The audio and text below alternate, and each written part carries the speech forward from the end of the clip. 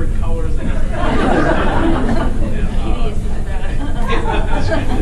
And Valerie sat down with me over in the corner, and she really sat down and explained the concerns that she had, the vision that she had.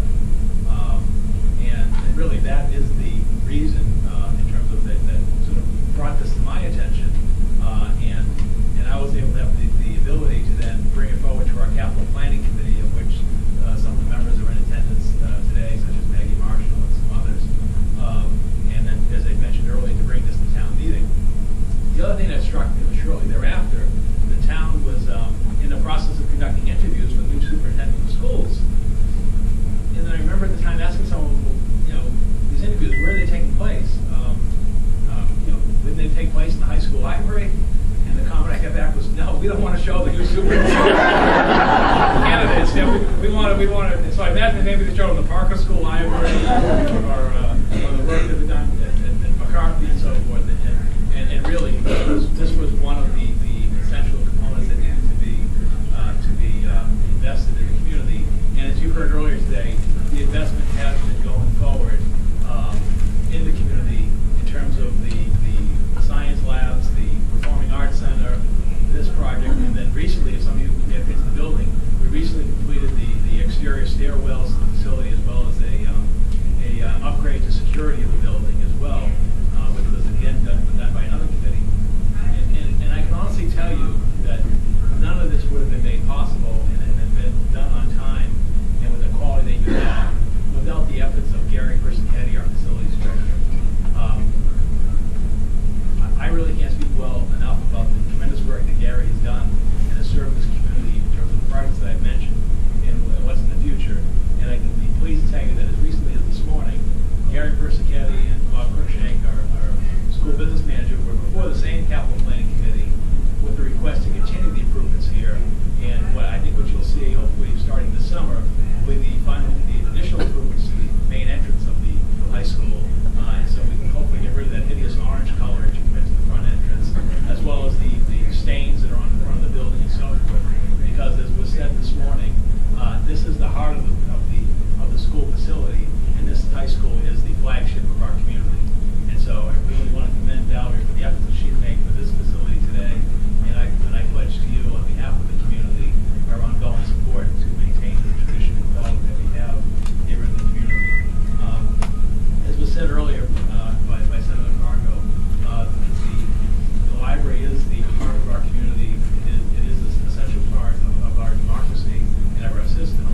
And not only is it for the students that come here, but it really sets the path, because as many of those move on to higher education, as we all know who've been through that, one of the places where they're going to be spending an awful lot of time in developing themselves as students and citizens is in the libraries and academic centers of our community. So again, on behalf of the town, I want to thank Valerie and thank all of you for your support and make this possible. Thank you.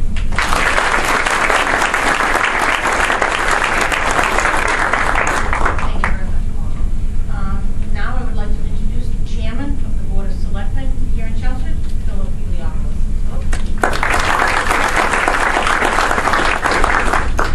Thank you very much. I just want to first say how proud I am to be here, not only as a member of the Board of Selectmen, but also as a graduate of Chelmford High School. I graduated in 1987 and spent many a time in this library, but it did not look like it does today. It's just an amazing feat that you have spearheaded, Valerie, and I want to thank you and your committee for making this project come to fruition. It culminates a lot of improvements that we've made to the structure. I'm joined today by fellow Selectman Claire Janot. Pat Wojcik is here. I don't see the other members of my board, but I know that all of us recognize the importance of the educational system in Chelmsford. I credit all of my future successes in life to the education that I received here in Chelmsford, and the education specifically at Chelmsford High School. And I know that all of us in this room today have a desire to see that educational excellence continue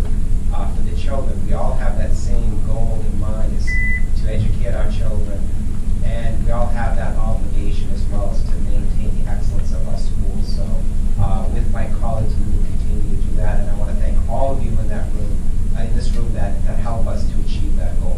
So thank you.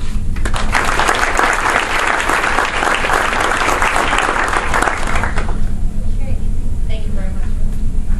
And now I'm both honored and in awe of the fact that we have many experts and dignitaries in the field of school libraries here with us today. And I'd like to point out a few of these people today. I would like to acknowledge Carol Gordon is here.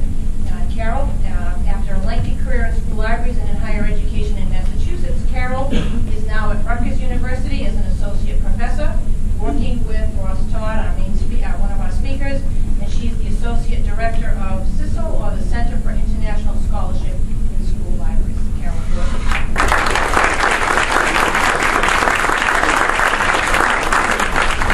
Connie Champlain is here with us this afternoon. Connie has been active in Wisconsin and with the American Association of School Librarians, and she has recently co-authored Raise a Reader at Any Age, a Librarians and Teachers Toolkit for Working with Parents. Connie?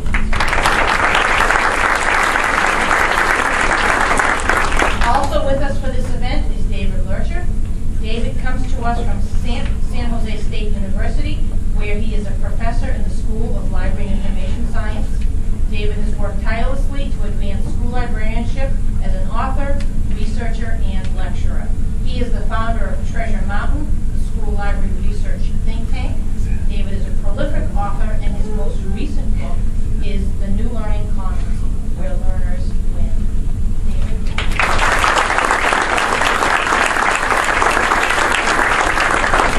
I also want to point everyone out to Dr. Carolyn Markison, who is here with us today as one of our library consultants from Bibliotech. I mentioned her in my speech a little bit earlier, but Carolyn really was quite instrumental in taking my vision and turning it into reality here with the design of the space. And Carolyn is with us today.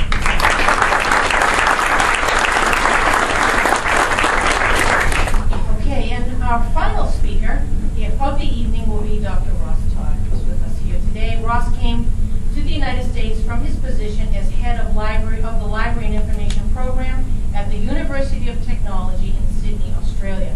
He is currently at Rutgers University, where he was instrumental in the founding of CISL, standing for Center for International Scholarship in School Libraries, and he has done significant research